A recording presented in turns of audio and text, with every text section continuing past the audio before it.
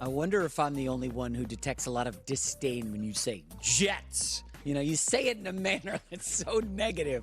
But hey, I get it. We stink. Am I being negative? I'm sorry. A little bit. But we got some good news right out of the gate here, Colin. Damar Hamlin's recovery. Amazing.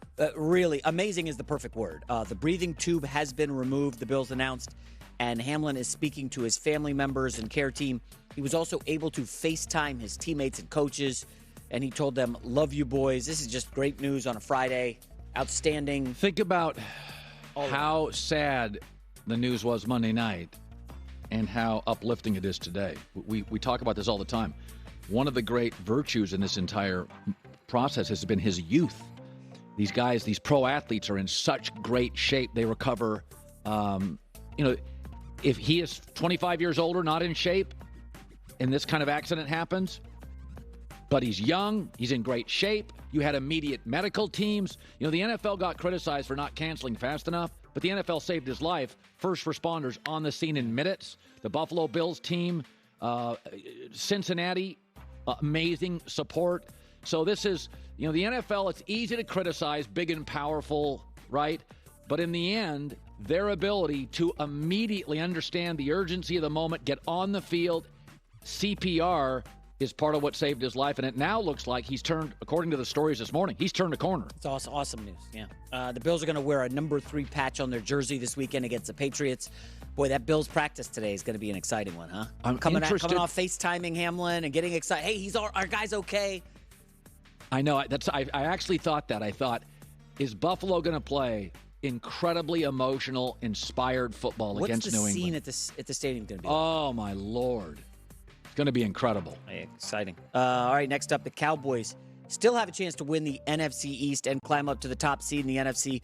They'll need a little bit of help to get there. Obviously, they would need the Giants' reserves to shock the Eagles. That ain't happening. That being said, Dak Prescott says he's only focusing on what he can control, which is winning against Sam Howell in Washington on Sunday.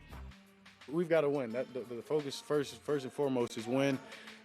Play well, yes, and build momentum. And if we win the division title, that's not necessarily up to us at this point. We've just got to go in and take care of our business. Saw a probability chart that said the Dallas is 91% locked in to visit Tampa wild card weekend. So would you rest starters? I think you want to keep the continuity going, probably a couple series, maybe a quarter. Yeah, that's how I feel you attack this weekend, is you go through everything that you would normal week, but I don't want Tony Pollard going into a playoff game.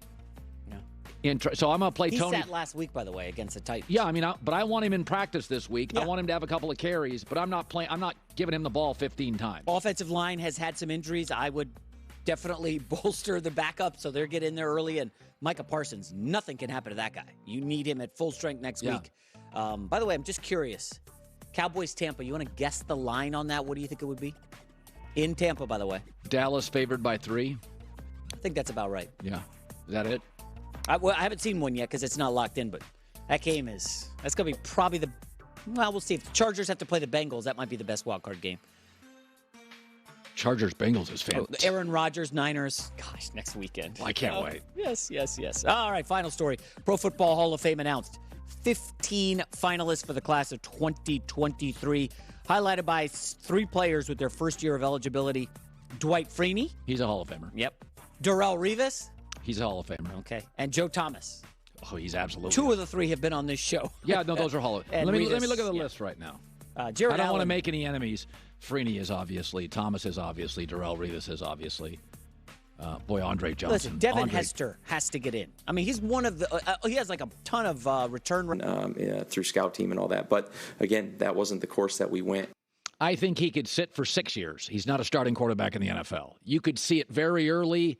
Herbert, Burrow were forced into activity with bad offensive lines. You knew immediately. Kyler Murray forced into activity. Rookie head coach who just got fired in college. Bad offensive line. You got it. He doesn't. I don't mean to make it personal. But if it was about sitting, why didn't he get better year 1 to year 2? He's small. He's undisciplined. He plays hero ball. He's got bad mechanics. He's not great at the podium. Maybe the nicest guy in the world.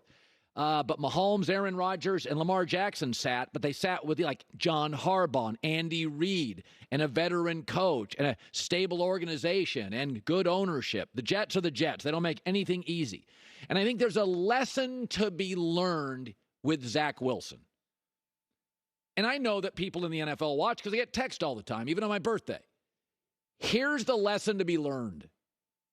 I get all the time, people will send me stuff, fans. And I'm like, ooh, I never picked up on that. You can learn a lesson from anybody, even me.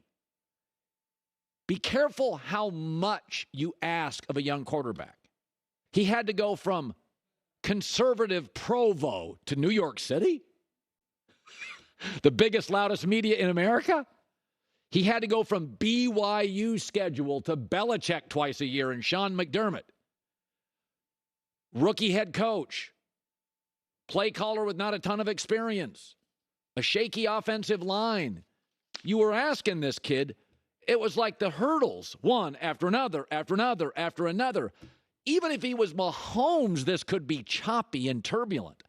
I mean, at least when Justin Herbert got to the Chargers, he didn't have the right coach and the O-line was bad, but he had like Mike Williams and Keenan Allen, and he had, some playmakers on defense. I mean, it was choppy, but there were things. He went to a big program. He went to a sleepy NFL team, the Chargers. That wasn't that big of an ask. He had a lot of years starting. He was a big, strong kid. The O-line was choppy, and the coach wasn't ideal. Joe Burrow, the offensive line was bad, but he had a couple of nice receivers. He had an offensive coach.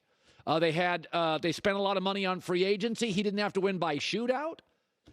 But, I mean, Zach Wilson, they just kept asking things. Provo to New York City. BYU scheduled to Belichick and Sean McDermott. And at the time, Brian Flores, I think. It was like 3 defensive coordinators. 3 of the best. Like 3 great defensive minds. Pass rushes. And then it's, a rookie head coach. I think Robert Saleh is probably going to make it, but you don't know. A defensive coach in New York.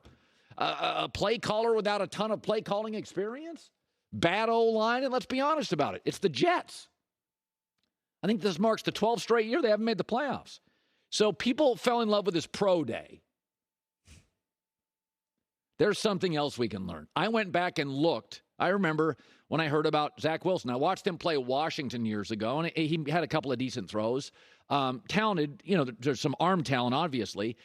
But when you watch a guy in college, there's got to be some, whoa, C.J. Stroud against Georgia. Whoa, he can run and throw?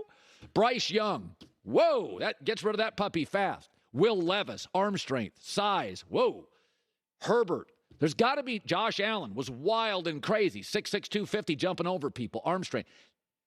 The wow for Zach Wilson wasn't on YouTube. It was at his pro day in shorts. Can we scale back on the importance of pro day? It's the opposite of real football. There's no real thinking.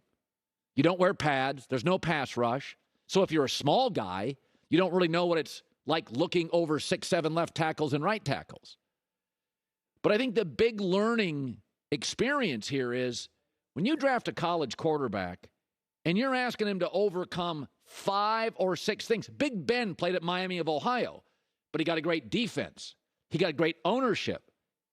He got a great coach. He got good run support. He had a veteran receiving core. You weren't asking Big Ben anything other than come in here, don't crash the Mercedes, right? So it's a really good car. We need you to make about 4 or 5 big throws a game. If you look at Mahomes, he sat for a while. He had a receiver. He had Andy Reid. He had stability. They had to rebuild that defense, but it was like O-line was pretty good. The receiving core. You can't ask these guys to do 6 and 7 things out of college. Now, occasionally you'll get a Trevor Lawrence, but even he struggled last year. They asked him to overcome too much. Now this year they got him more help in free agency. They got him an NFL coach. Shocking. Right now, Justin Fields, I like him. You're asking him to overcome too much.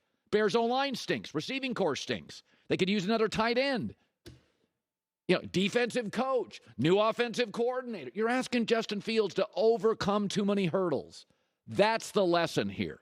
I don't mind if a guy plays immediately or sits, but this BYU experiment Provo experiment, that schedule experiment, rookie coach, Jets, shaky O-line, bound to fail. J-Mac with the news. No. Turn on the news. This